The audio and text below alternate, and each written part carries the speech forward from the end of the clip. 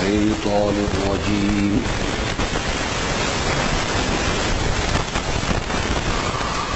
بسم الله الرحمن الرحيم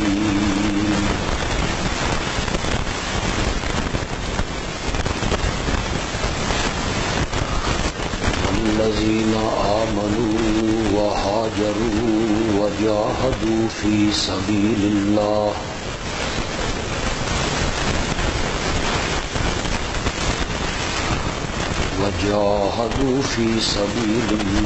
والذين آووا ونصروا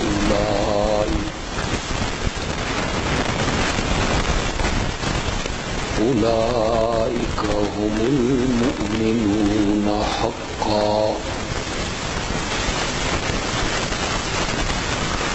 لهم مغفرة ورزق كريم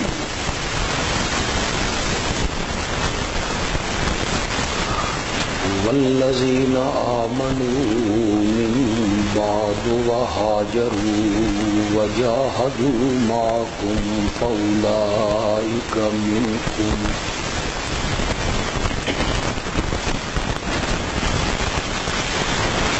وأولو الأرحام بعضهم أولى ببعض في كتاب الله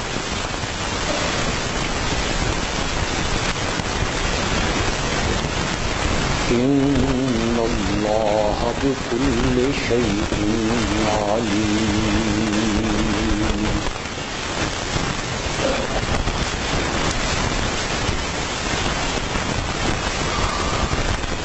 اور جو لوگ ایمان لائے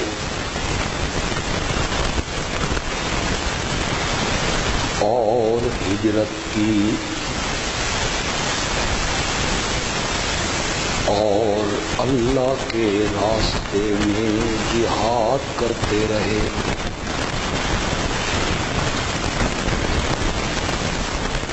اور جن لوگوں نے ان مہاجرین کو ٹھکانہ دیا اور ان کی مدد کی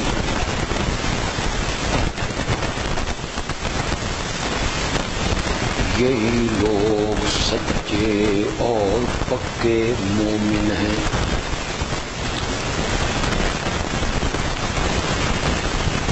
ان کے لیے اللہ کی طرف سے مغفرت بھی ہے اور عزت کی روزی بھی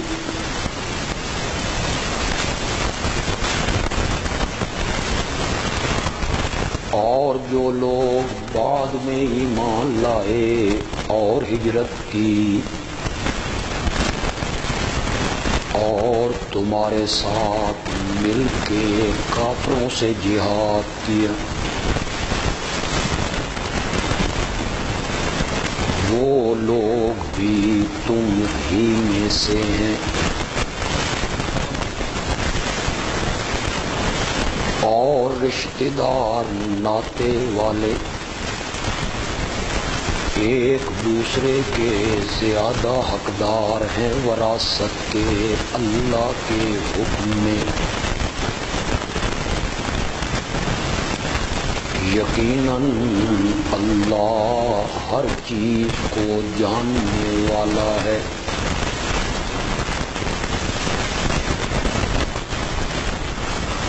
اللهم صل على سيدنا ومولانا محمد وعلى آل سيدنا ومولانا محمد وبارك وسلم ثم صل عليه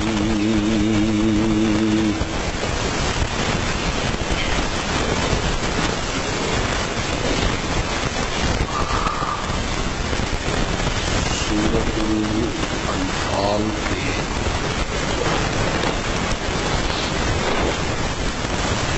ابتدائی درس میں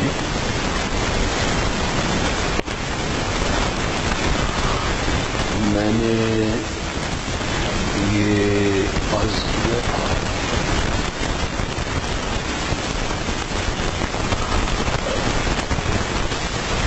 اللہ رب العزت سورۃ الانفال میں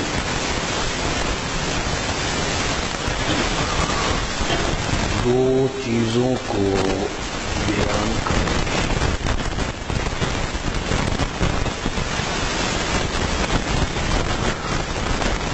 پہلی چیز پہلی بات یہ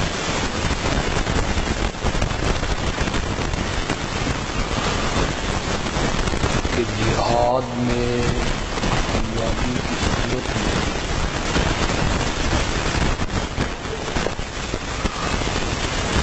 جو مال غنیمت حاصل ہوگا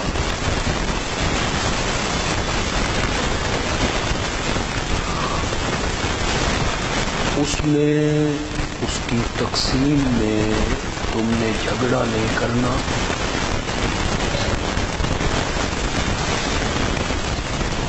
بلکہ مال غنیمت اللہ کے حکم کے مطابق تقسیم کرنا ہے۔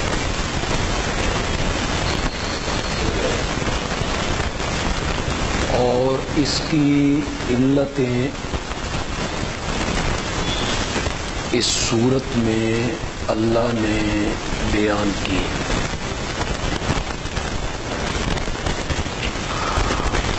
دوسری بات جو اس صورت میں اللہ بیان کر رہے ہیں وہ ہے قوانین جنگ، قوانین جہاد۔ ان میں سے دو تین قانون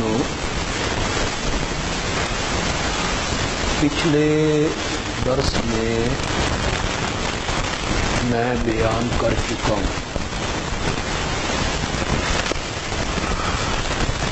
ایک قانون اللہ نے آیت نمبر 24 میں بیان کیا، صفحہ نمبر ہے 232۔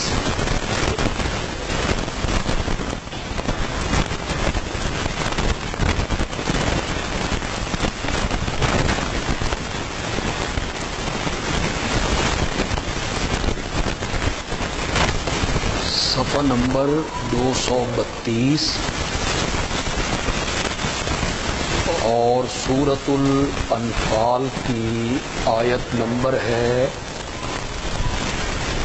24۔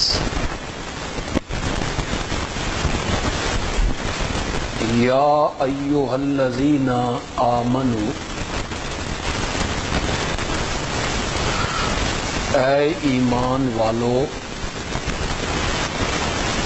استجیبوا للہ وللرسول،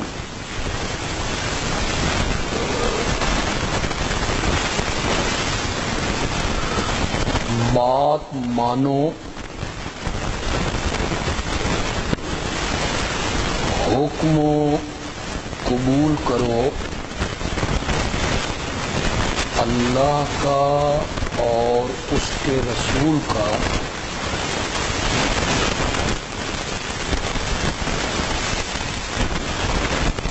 اذا دعاکم لما یحییکم،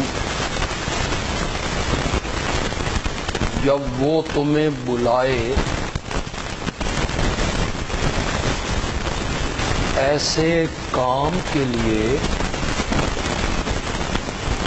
جس میں تمہاری زندگی ہے،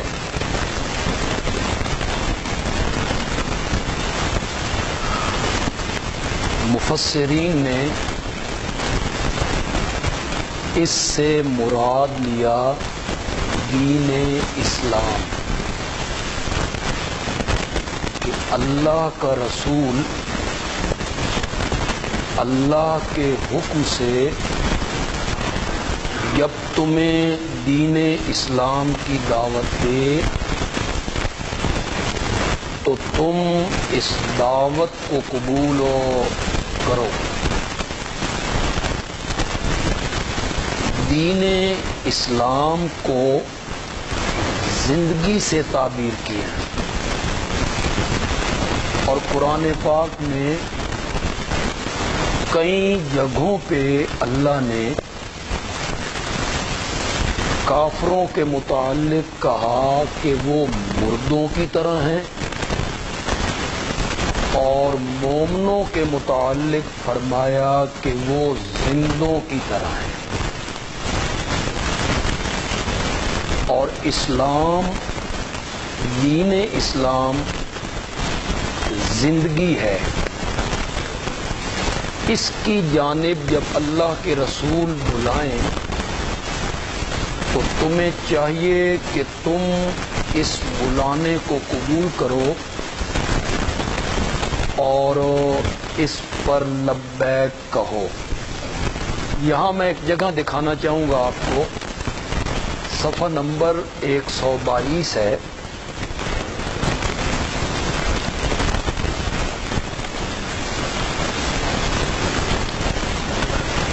صفحہ نمبر 122 نہیں، سورۃ انعام میں آئیں۔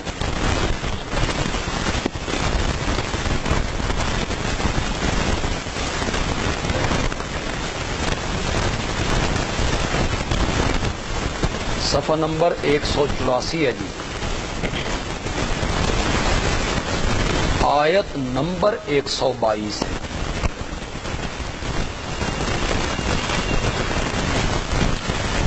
ہمارے پاس جو قرآن پاک ہیں اس کا صفحہ ہے 184، 8واں پارہ ہے، سورۃ الانعام ہے، اور اس کی آیت نمبر ہے 122۔ بالکل آخری سطر پہ آئیں جی، صفحہ نمبر 184 کی۔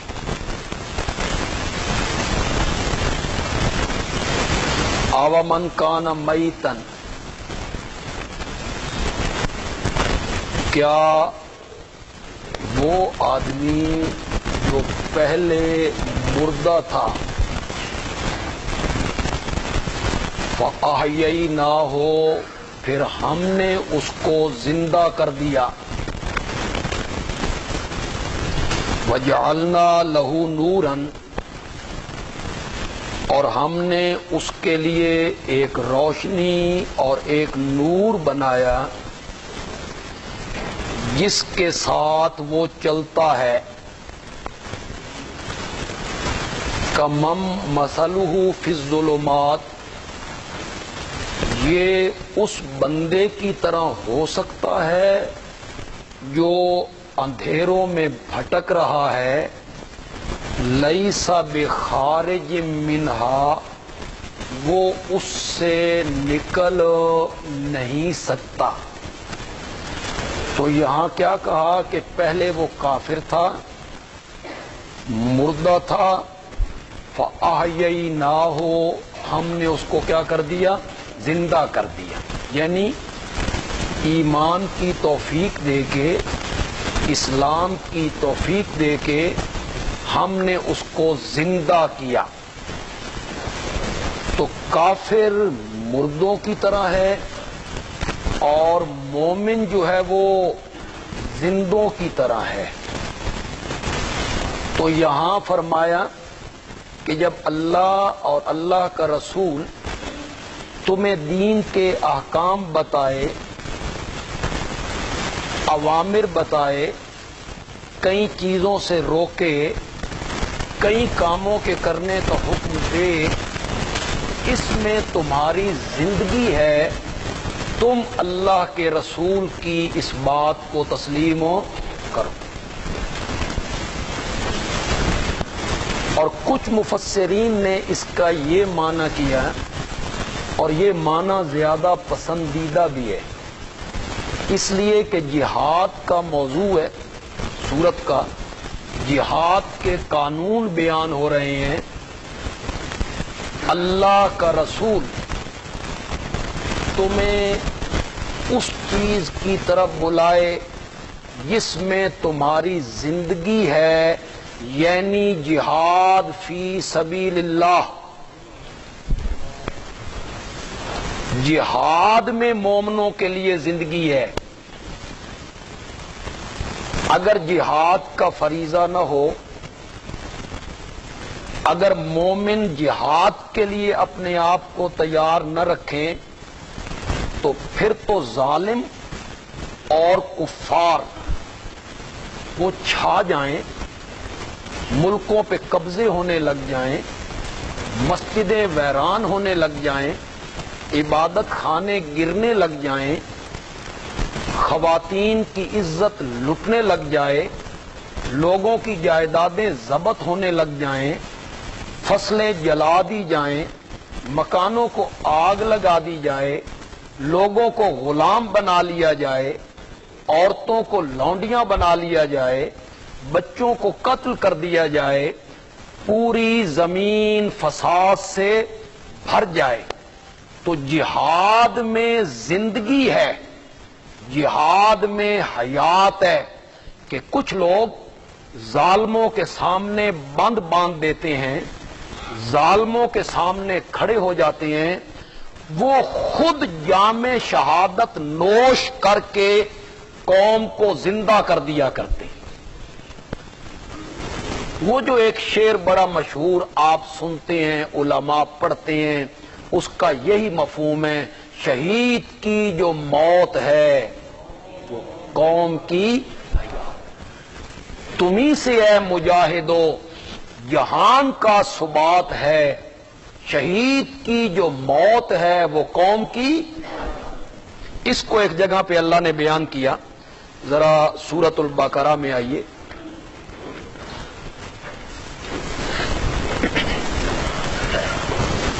صفحہ نمبر ہے 52، دوسرے سپارے کا آخری صفحہ ہے جی، آگے تیسرا پارہ شروع ہو رہا ہے۔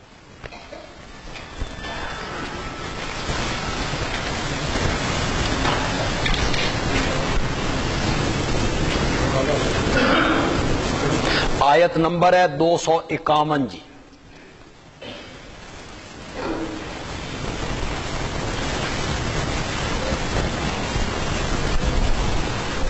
پیچھے اللہ نے ایک قوم کا ذکر کیا کہ وہ جہاد کے لیے نکلے، وہ بہت قلیل تھے، 313 تھے، مقابلے میں تعداد بہت زیادہ تھی، وہ بڑے پہلوان تھے، جنگجو تھے، اور اللہ نے ان کمزوروں کو فتح سے ہمکنار کر دی۔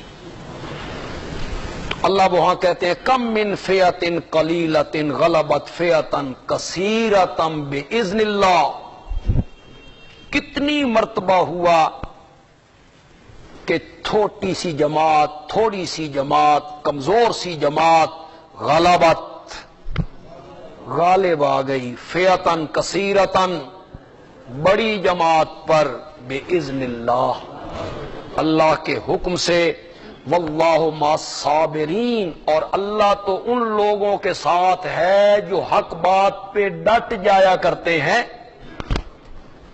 تو اللہ نے اس قوم کا ذکر کیا کہ حضرت داؤد نے اس لشکر کے سالار کو کیسے مار دیا، قتل کر دیا، اور یہ کامیاب ہو گئے۔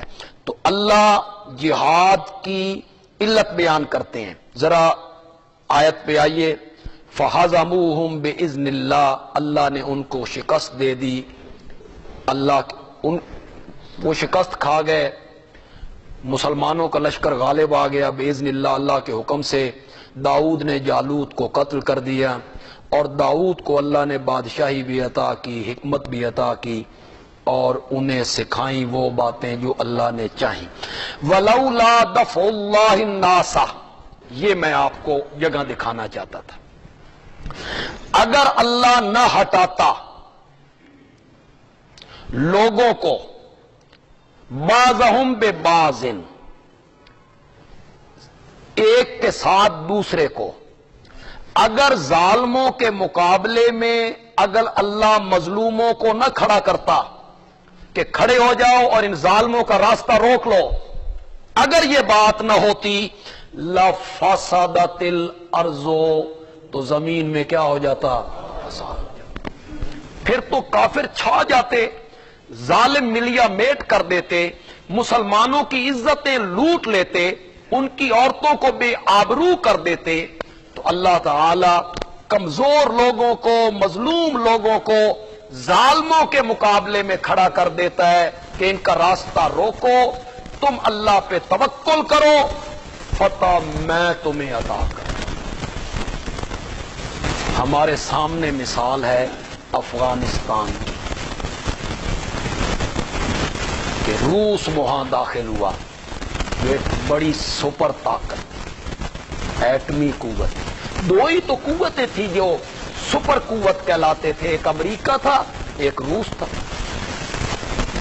روس داخل ہو گیا افغانستان، پہلے اس نے وہاں اپنے بندے مقرر کیے، سوشلسٹ، سیکولر،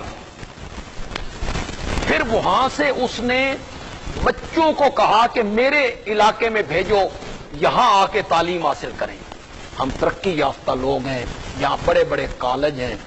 تو اس نے افغانستان کے بچوں کو تعلیم کے لیے وہاں بلایا اور اپنے نظریات ان کے دماغوں میں ٹھونسے۔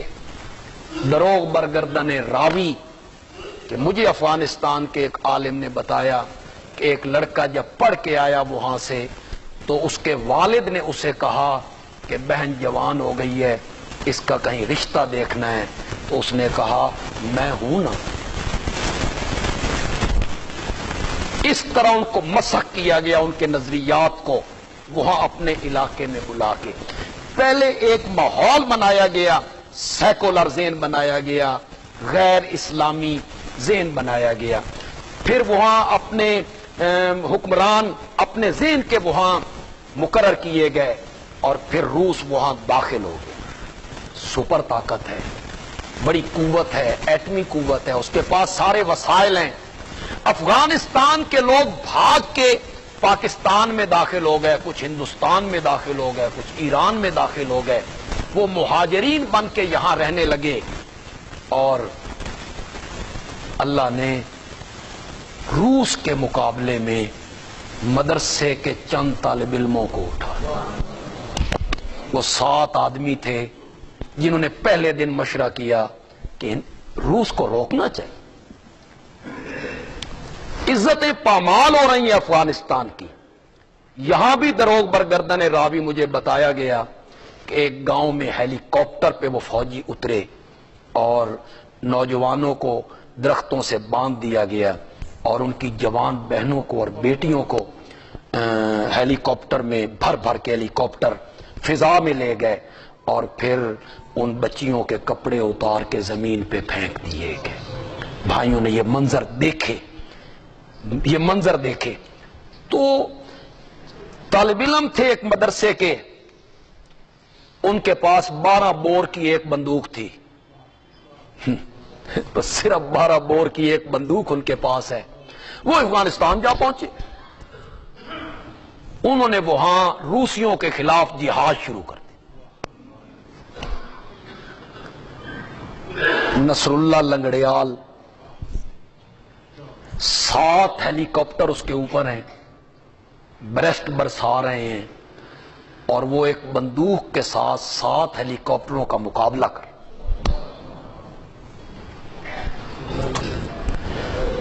بس جب یہ کھڑے ہو گئے، پھر قوت بنتی گئی، پھر طاقت بنتی گئی، پھر کچھ پاکستان نے مدد کی، کچھ دوسرے ملکوں نے مدد کی، کچھ چائنا پیٹھ پہ آیا۔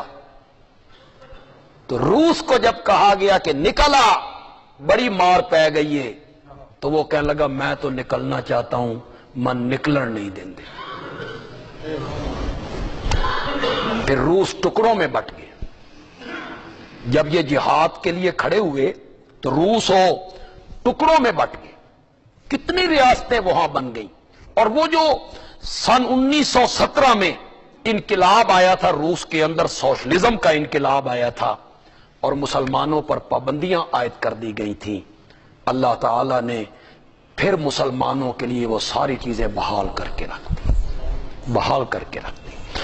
تو یہ جو قرآن پاک کا حکم ہے کہ اگر اللہ مظلوموں کو ظالموں کے مقابلے میں کھڑا نہ کرے تو پھر تو زمین فساد سے بھر جائے، تو یہ جو مفسرین نے معنی کیا ہے اذا دعاکم لما یحییکم، اس کا یہی معنی ہے کہ اللہ کا رسول جب تمہیں جہاد کے لیے آواز لگائے تو پھر پسو پیش نہیں کرنی، اس آواز پر لبیک کہنی ہے، اس لیے کہ اسی میں تمہاری زندگی ہے، اسی میں تمہاری زندگی ہے۔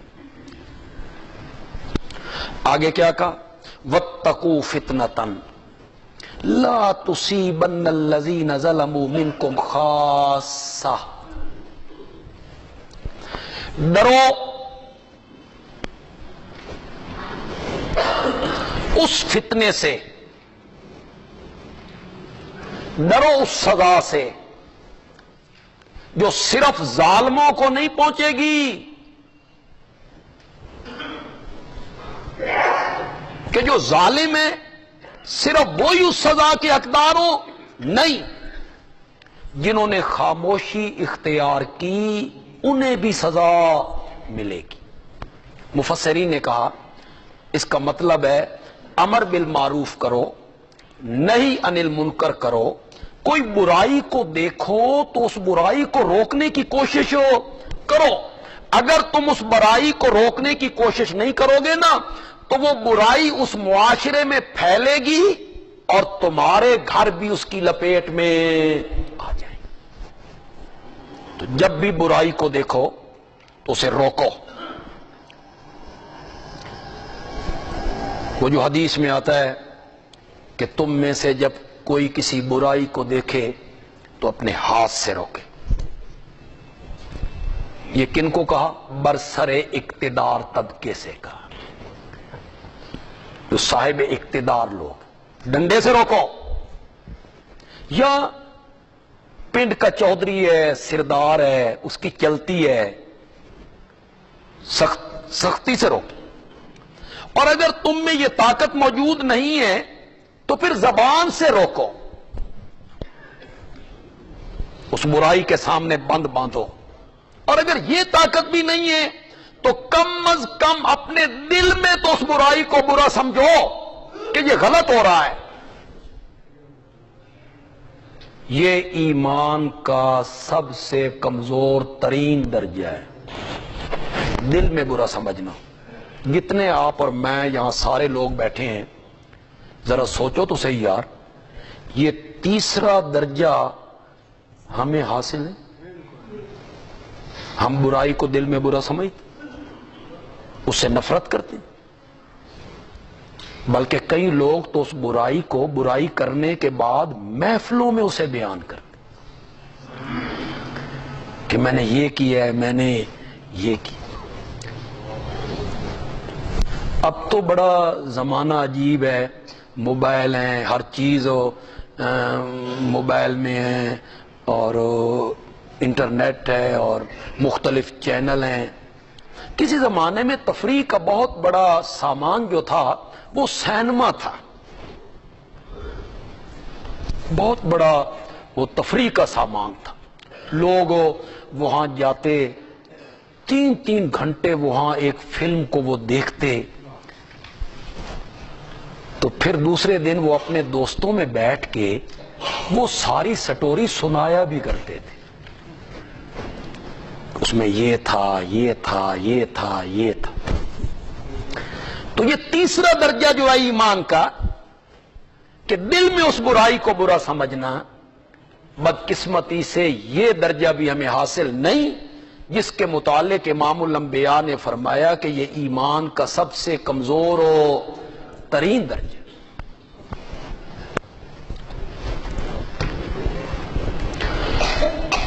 ایک اور قانون بیان کیا، ذرا آگے آئیے، صفحہ نمبر 238 پہ آ جائیں۔ میں نے کہا نا کہ ہم کوئی ترتیب وار بیان نہیں کر رہے ہیں صورتوں کو، کہ ترتیب وار ہم ترجمہ کر رہے ہیں اور ترتیب وار ہم بیان کر رہے ہوں، بلکہ ہم صورتوں کے خلاصے بیان کر رہے ہیں کہ اس صورت میں موٹی موٹی کون سی باتیں اللہ نے بیان کی۔ تو یہاں کیا بیان ہوا جی؟ قوانین جنگ۔ صفحہ نمبر 238 ہے اور آیت نمبر ہے 60۔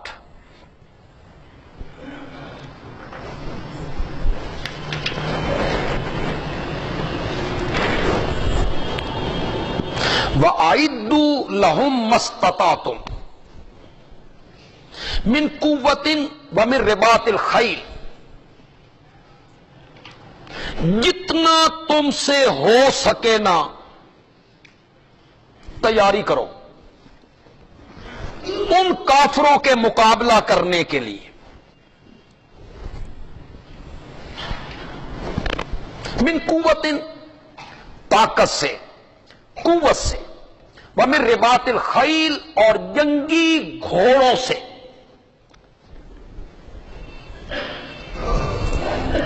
گھوڑے تیار رکھو اس جنگ کے لیے۔ من قوت، ان سے مراد ہوگا تلواریں ہیں، تیر ہیں، خود ہیں، زریں ہیں، وہ جو اس زمانے میں ہتھیار ہوا کرتے تھے۔ اور بڑا ہتھیار تھا گھوڑا، جس پر سوار ہو کر مجاہد جنگ کیا کرتے۔ اب تو وہ چونکہ چیزیں رہی نہیں، گھوڑوں سے وہ کام نہیں لیا جا رہا۔ لیکن آپ نے بھی فیس بک پہ دیکھا ہوگا، میں نے خود دیکھا کہ کسی عرب کنٹری میں ایک شہزادی اس گھوڑے پہ سواری کرتی ہے اور گھوڑا اس کی انگلیوں کے اشاروں پہ چلتا ہے، انگلیوں کے اشاروں پہ چلتا ہے، ادھر کرتا ہے تو ادھر چلتا ہے، ادھر وہ انگلی کرتی ہے تو ادھر چلتا ہے، رکتا ہے پھر تیز ہوتا ہے پھر میانہ۔ بندہ حیران ہو گیا ہے، میں حیران ہو گیا، میں نے کہا ہو یہ جو رب نے کہا ہے نا بھئی جنگی گھوڑے، اس کا مطلب یہی ہے کہ ان گھوڑوں کو سکھاؤ کیسے چلنا ہے، کیسے رکنا ہے، اور اس نے اپنے مجاہد کا اور سوار کا اشارہ کیسے سمجھنا ہے۔ غالباً اسی لیے ایک جنگ کے موقع پر جب مسلمانوں کی تعداد بہت کم تھی اور کفار تعداد میں بہت زیادہ تھے، تو رات خیموں میں بیٹھ کے بشری تقاضے کے مطابق کچھ صحابہ کی زبان سے نکلا کہ ان کی تعداد تو بہت زیادہ ہے، پھر ان کے پاس قوت ہے اور ہماری تعداد تھوڑی ہے، پتہ نہیں کل کیا بنے گا۔ تو مسلمانوں کی فوج کے جو کمانڈر تھے حضرت خالد ابن ولید رضی اللہ تعالیٰ عنہ، انہوں نے جب صبح اپنے لشکر کو درست کیا، اس کا میمنہ، میسرہ، مقدمۃ الجیش، تم نے یہاں کھڑے ہونا ہے، تم نے یہاں کھڑے ہونا ہے، تم نے پیچھے رہنا ہے، تم نے آگے جانا ہے۔ تو اس کے بعد انہوں نے جو خطبہ دیا اس میں انہوں نے کہا تھا کاش آج میرے گھوڑے کے سم ٹھیک ہوتے۔ یہ غالباً اسی لیے کہا تھا کہ اس دن وہ اپنے گھوڑے پر جنگ نہیں کر رہے تھے، مانگویں گھوڑے پر جنگ کر رہے تھے، جو گھوڑا ان کے اشاروں کو شاید سمجھتا نہیں ہوگا، اور اپنا جو گھوڑا تھا وہ ان کے اشاروں کو شاید سمجھتا ہوگا۔ اسی لیے خالد ابن ولید نے فرمایا کاش آج میرے گھوڑے کے سم ٹھیک ہوتے تو میں تمہیں مقابلے کی تکلیف ہی نہ دیتا، پورے لشکر کا اکیلا مقابلہ، اکیلا مقابلہ۔ تو آج کل پھر یہ من قوت سے مراد اور رباط الخیل سے مراد کیا ہوگا؟ توپیں ہیں، بم ہیں، میزائل ہیں، جنگی جہاز ہیں، اور ایٹم بم ہے، یہ مراد ہوگا۔ توکل یہ نہیں ہے کہ تم ہتھیار تیار ہی نہ کرو، نہ تمہارے پاس ٹینک ہو، نہ بم ہو، نہ جہاز ہو، اور تم کہو توکل تو اللہ، میں نے اللہ پہ بھروسہ کیا ہے۔ نہ بھروسہ اس کا نام نہیں ہے، بھروسہ نام اس کا ہے اونٹ کا گھٹنا باندھ پھر اللہ پہ بھروسہ کر۔ بندہ باہر سڑک پہ موٹر سائیکل کھڑا کر کے آتا ہے، چابی وچ کھلار کے، توکل تو اللہ، باہر جائے گا کوئی شری لبنی، اللہ تعالیٰ فرماتے ہیں پہلے تالا لگا، اونٹ کا گھٹنا باندھ، اپنا سارا اسباب، اپنے اسباب سارے مہیا کر، اس کے بعد کہہ توکلت علی اللہ، اسباب پورے کرو، جنگی تیاری پوری ہونی چاہیے۔ اللہ کا فضل ہے، اللہ کا کرم ہے کہ ہم ایٹمی قوت ہیں، اور بھارت سے بہتر ایٹمی قوت ہے، ٹیکنالوجی کے لحاظ سے ہم بھارت سے بہتر ایٹمی قوت ہے۔ تو یہ جو جتنی تیاری ہوتی ہے اس کے لیے کہا گیا کہ اپنی تیاری پوری کرو، ترہبون بھی عدو اللہ، خوف زدہ کر دو اس تیاری کے ذریعے اللہ کے دشمنوں کو، انہیں پتا چلے کہ انہوں نے ایٹم بم بڑھا لیا تو پھر وہ کیا ہو جائیں گے؟ خوف زدہ ہو جائیں گے۔ انہیں پتا ہو کہ ان کے پاس جنگی طیارے ہیں، انہیں پتا ہو کہ ان کے پاس مہارت والے پہلے تو موجود ہیں، خوف زدہ کر دو۔ اس تیاری کے ذریعے اللہ کے دشمنوں کو وعدوکم، اور اپنے دشمنوں کو، یہ جو مشرکین مکہ ہیں انہیں خوف زدہ کر دو، وآخرین من دونہم، اور کچھ اور دشمن بھی، من دونہم جو ان کے علاوہ ہیں، لا تعلمونہم، تم ان کو نہیں جانتے ہو، اللہ یعلمہم، اللہ ان کو جانتا ہے، انہیں خوف زدہ کر دو۔ اس سے مراد کیسر و کسریٰ ہیں، ایران اور روم جو بڑی بڑی سلطنتیں تھیں، ان کو کہا گیا کچھ اور دشمن بھی جو ان کے علاوہ ہیں، یا اس سے مراد منافقین ہیں، تمہاری تیاری سے وہ خوف زدہ ہو جائیں گے، تم ان دشمنوں کو نہیں جانتے ہو، ہم جانتے ہیں۔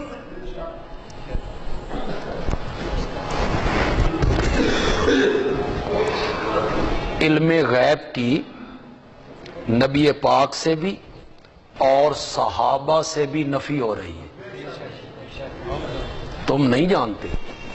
وہ جو آخرین ہے نا، کچھ اور، وہ جو کچھ اور ہے نا، انہیں تم نہیں جانتے، انہیں ہم جانتے ہیں۔ یہ جو غیب کا علم ہے یہ خاصہ الہی ہے، اللہ کے علاوہ کوئی نہیں جانتا ہے۔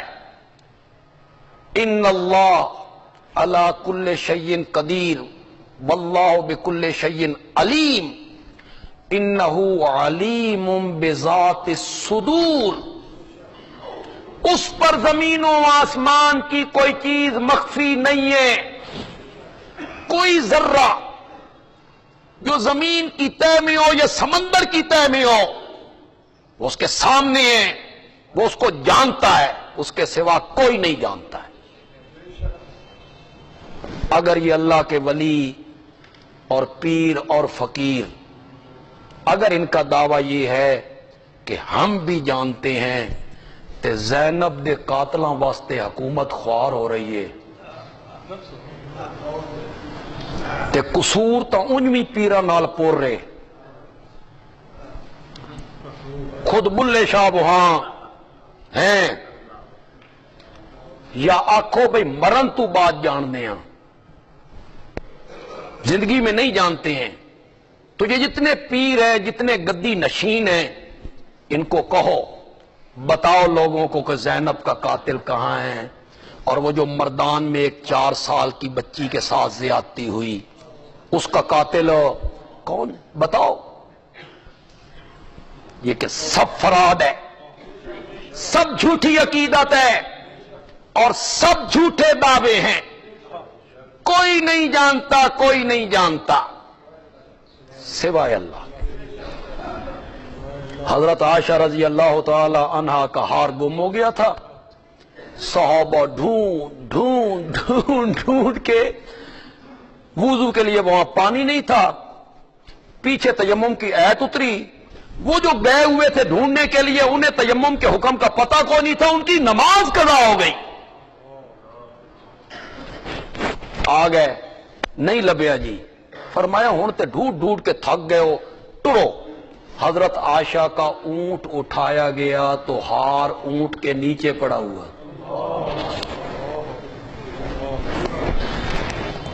زندہ پیغمبر ہے، زندہ صحابہ ہے، سارے ولیوں کے سردار ہے، ڈھونڈ رہے ہیں اور ہار کہاں پڑا ہوا ہے؟ اونٹ کے، اور کسی کو پتہ نہ چل سکا۔ علم غیب خاصہ اور صفت صرف اللہ کی، اللہ کے سوا کوئی عالم الغیب نہیں، نہ ملائکہ، نہ فرشتے، نہ انبیاء، نہ اولیاء، نہ کوئی آسمان والے۔ قُلْ لَا يَعْلَمُ مَنْ فِي السَّمَاوَاتِ وَالْأَرْضِ الْغَيْبَ إِلَّا اللَّهُ وَمَا يَشْعُرُونَ أَيَّانَ يُبْعَثُونَ۔ اللہ تا انہاں مشرکاں دے پلے ککھ نہیں چھوڑے، انہاں نوں ہی سمجھ نہیں آ، آسمان والے، زمین والے غیب کو نہیں جانتے، اور آخر میں کہا غیب جاننا، تیرے حالات کو جاننا، کس نے نظر و نیاز دی، کس نے نہیں دی، کس نے پکارا، کس نے نہیں پکارا، کون قبر پہ آیا، کون نہیں آیا، کس نے طواف کیا، کس نے نہیں کیا، کس نے سجدہ کیا، کس نے نہیں کیا، کس نے دیگ پکائی، کس نے نہیں پکائی، یہ تو بڑی دور کی بات ہے۔ وَمَا يَشْعُرُونَ ایان یبعثون، ان کو تو اتنا بھی پتہ نہیں کہ وہ خود قبروں سے کب اٹھائے جائیں، جن کو اپنے حالات کا پتہ کوئی نہیں، ان کو تیرے حالات کا بھی پتہ کوئی نہیں۔ یہ اللہ نے مختلف قانون بیان کرتے کرتے کرتے آخر میں آ کے مجاہدین فی سبیل اللہ کو بشارت سنائی، خوشخبری سنائیے۔ صفحہ نمبر 241 پہ آ جائیے، جو آیتیں میں نے ابتدا میں پڑھی تھی۔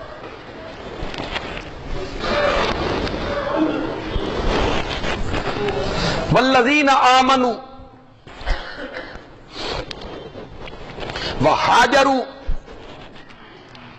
جو لوگ ایمان لائے، وہاجروا، اور جن لوگوں نے ہجرت کی، مکہ چھوڑا، اپنا وطن چھوڑا، اپنا کاروبار چھوڑا، بال بچے چھوڑے، اپنا شہر چھوڑا۔ آسان ہوتا ہے وطن چھوڑنا، آسان ہوتا ہے شہر چھوڑنا، آسان ہوتا ہے۔ جو لوگ ایمان کی دولت سے مالا مال ہوئے اور پھر انہوں نے اللہ کی رضا کے لیے ہجرت کی، وجاہدوا فی سبیل اللہ، اور پھر وہ مدینے میں آ کے اللہ کی راہ میں جہاد کرتے رہے۔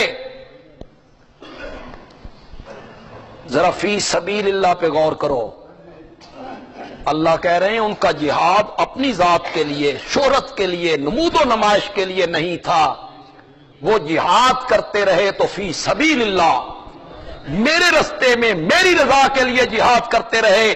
والذین آووا، اور وہ لوگ جنہوں نے ان مہاجرین کو ٹھکانہ دیا، ونصروا، ان کی مدد کی، انصار، مدینے کے انصار جنہوں نے انہیں ٹھکانہ دیا اور میرے نبی نے ان کے درمیان مواخات کروائی، بھائی چارہ، بھائی چارہ، جنہوں نے آدھی زمینیں بانٹ کے دے دی، آدھی دکان بانٹ کے دے دی، آدھی زمین بانٹ کے دے دی، آدھا مکان بانٹ کے دے دیا، اور ایک انصاری نے تو حد کر دی، اس نے اپنے مہاجر بھائی سے کہا میری 2 بیویاں ہیں، ان دونوں میں سے جو تجھے پسند ہو میں طلاق دے دیتا ہوں، تو اس کے ساتھ شادی کر۔ اس طرح ٹھکانہ دیا، اس طرح مدد کی انہوں نے، اپنا سب کچھ تج دیا انصار نے۔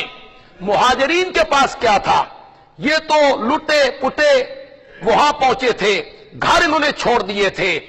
اللہ کہتے ہیں یہ مہاجر اور پھر مدینے کے انصار جنہوں نے ان کو ٹھکانہ دیا، اور ان کی ہر قسم کی مدد کی.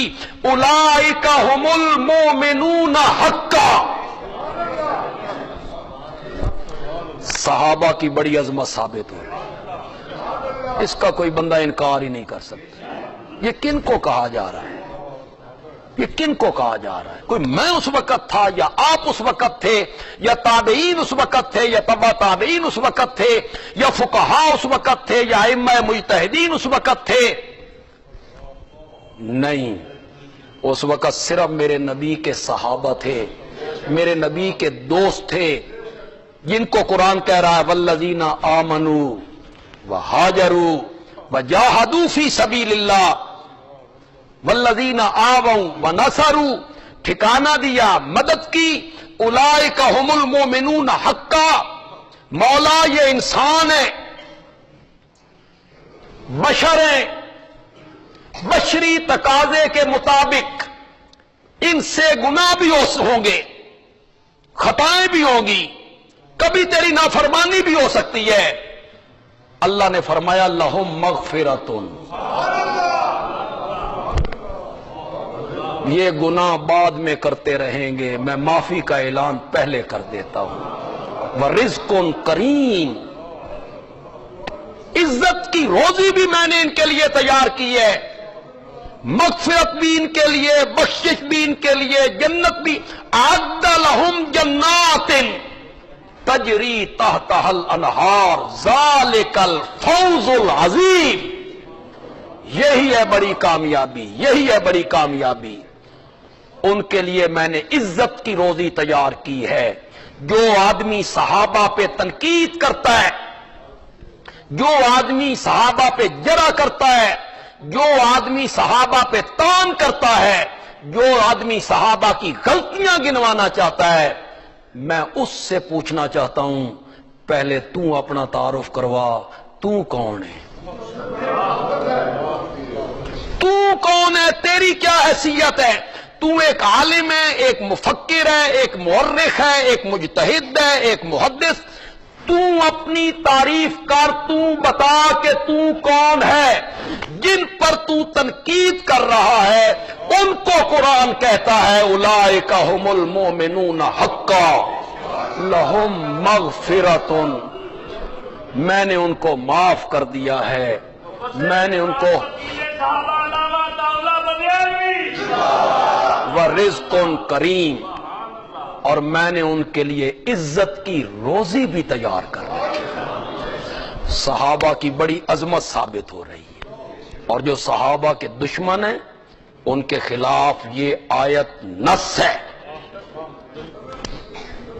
اور صحابہ کے ایمان پر نص ہے، ان کی مغفرت پر، ان کی عظمتوں پر، ان کے شان پر، ان کے مقام پر. اور جن پر تم اس رنگ میں تنقید کرتے ہو کہ یہ فتح مکہ کے دن مسلمان ہوئے تھے یا یہ حدیبیہ کے بعد مسلمان ہوئے تھے اور یہ ڈر کے مسلمان ہوئے تھے. اگلی آیت میں کہا والذین آمنوا من بعد، اور جن لوگوں نے ایمان قبول کیا من بعد، ان کے بعد. یہ تو پہلے ہے نا. والسابقون الاولون من المہاجرین والانصار، یہ تو میرے نبی کے پہلے دن کے شروع کے ساتھی ہیں.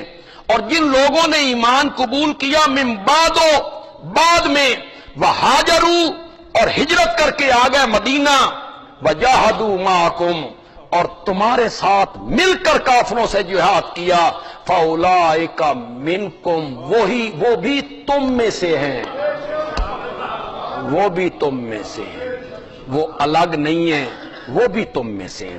ذرا ایک جگہ میں آپ کو دکھانا چاہتا ہوں.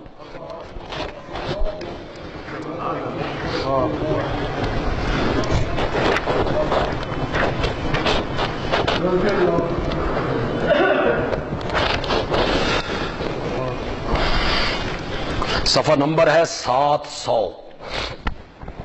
700، 700.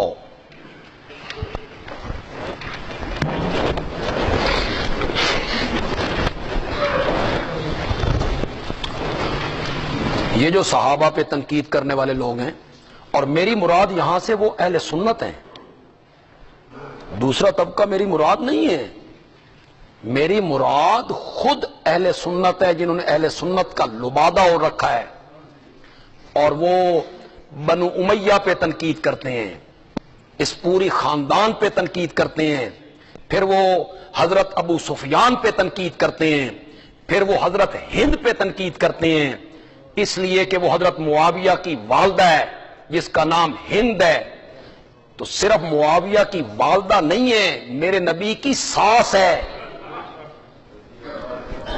میرے نبی کی وہ ساس ہیں، ابو سفیان میرے نبی کے سسر ہیں، میرے نبی نے بنو امیہ میں شادی کر رکھی ہے، اور اپنی 3 بیٹیاں میرے نبی نے بنو امیہ کے نکاح میں دی، حضرت عثمان بھی بنو امیہ اور ابو العاص بھی بنو امیہ میں سے تھے۔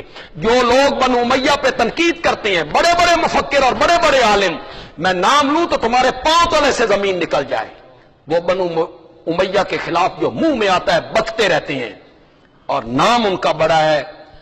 خدا کے لیے میں ان سے کہوں گا، اور تاریخ کا مطالعہ کرو، دیکھو کن لوگوں نے بنو امیہ کو بدنام کیا ہے۔ مدینے میں میرے پیارے پیغمبر آئے تو ایک ہی کنواں تھا میٹھے پانی کا، یہودی اس کو بیچا کرتا تھا پانی، اور مسلمانوں کو تنگ کرتا تھا۔ میرے نبی نے کہا تھا جو اس کنویں کو خرید کے اللہ کے رستے میں وقف کرے، اپنا حصہ بھی عام مومنوں کے برابر رکھے، میں محمد اس کو جنت کی ضمانت دیتا ہوں۔ کون اٹھا تھا؟ وہ ہاشمی تھا کہ بنو امیہ تھا؟ پھر میرے نبی نے جب مسجد نبوی کی جگہ تنگ ہو گئی، لوگ زیادہ تعداد میں مسلمان ہونے لگے، تنگ ہو گئی، تو آپ نے فرمایا جو قریب کا خطہ لے کر خرید کر مسجد کے لیے وقف کرے، میں اسے جنت کی ضمانت دیتا ہوں۔ کس نے لے کے دیا تھا؟ وہ ہاشمی تھا کہ بنو امیہ تھا؟ ابو جہل کون تھا؟ ابو لہب کون تھا؟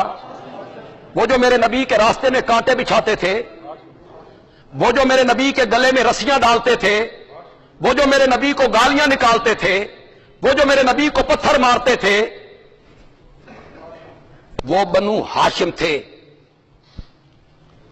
اور میرے نبی پناہ لینے کے لیے ابو سفیان کے گھر میں جایا کرتے تھے، جی جو بنو امیہ ہے۔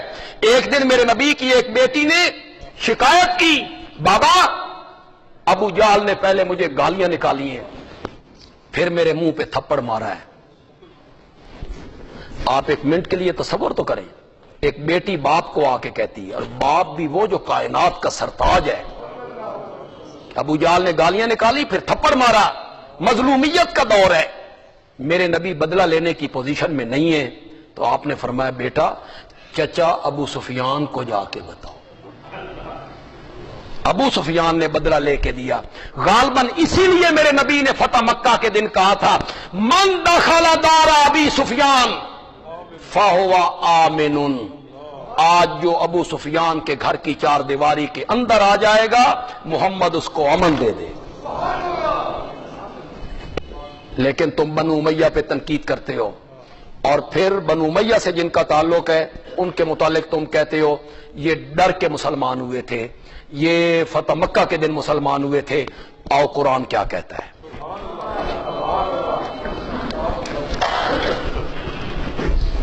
آیت نمبر 10 ہے، وَمَا لَكُمْ أَلَّا تُنْفِقُوا فِي سَبِيلِ اللَّهِ، تمہیں کیا ہو گیا ہے کہ تم اللہ کی راہ میں خرچ نہیں کرتے ہو؟ خرچ نہیں کرو گے تو اسلحہ کیسے خریدا جائے گا؟ سامان جنگ کیسے خریدا جائے گا؟ کیوں نہیں خرچ کرتے ہو؟ اس دولت پر سانپ بن کے بیٹھے ہوئے ہو، اس نے ہمیشہ رہنا ہے؟ نا للہ میراث السماوات والارض، اللہ ہی کی وراثت ہے، جو کچھ آسمانوں اور زمین کی ساری چیز اس کی وراثت کس کے لیے؟ سب نے چلے جانا ہے۔ الوارث کون ہے؟ اسی نے رہنا ہے۔ لا یستوی منکم، نہیں برابر تم میں سے، من انفق من قبل الفتح، وہ آدمی، وہ مومن جس نے مال خرچ کیا فتح مکہ سے پہلے، وقاتل، اور جہاد کیا فتح مکہ سے پہلے، اور کچھ لوگ فتح مکہ کے بعد ایمان لائے، فتح مکہ کے بعد مال خرچ کیا، فتح مکہ کے بعد جہاد کیا۔ جنہوں نے فتح مکہ سے پہلے جہاد کیا اور مال خرچ کیا، اولئک اعظم درجۃ، ان کے درجے بہت بڑے ہیں، پہلوں کے درجے بہت بڑے ہیں۔ من الذین انفقوا من بعد وقاتلوا، ان لوگوں سے جنہوں نے مال خرچ کیا فتح مکہ کے بعد اور جہاد کیا فتح مکہ کے بعد۔ مشکل کی گھڑی کے جو دوست ہوتے ہیں، اقتدار کی گھڑیوں کے دوست اس کا مقابلہ نہیں کر سکتے۔ وہ جو پہلے تھے وہ مشکل کی گھڑیوں کے دوست تھے۔ جب ایمان قبول کرنا جان کو ہتھیلی پہ رکھنے کے مترادف تھا، اور جب میرے نبی کے پاس اقتدار آ گیا، مکہ فتح ہو گیا، مال غنیمت کے ڈھیر لگ گئے، پھر جن لوگوں نے کلمہ پڑھا وہ پہلوں کا مقابلہ کیسے کر سکتی ہیں؟ اولئک اعظم درجۃ من الذین انفقوا من بعد وقاتلوا، پہلوں کا مقام زیادہ ہے، زیادہ ہے، زیادہ ہے پچھلوں سے۔ پھر ہو سکتا ہے نا کہ لوگوں کے ذہن میں آئے جو پچھلے ہیں، بعد والے ہیں، ان پہ تنقید ہو سکتی ہے، ان کا مقام اتنا نہیں۔ اللہ نے آگے کہا وَكُلًّا، پچھلے ہوں یا پہلے ہوں، وعد اللہ الحسنى، جنت کا وعدہ اللہ نے سب سے کر لیا ہے۔ کلاً وعد اللہ الحسنى واللہ بما تعملون خبیر، اور اللہ تمہارے اعمال سے خبردار ہے۔ الحمدللہ رب العالمین۔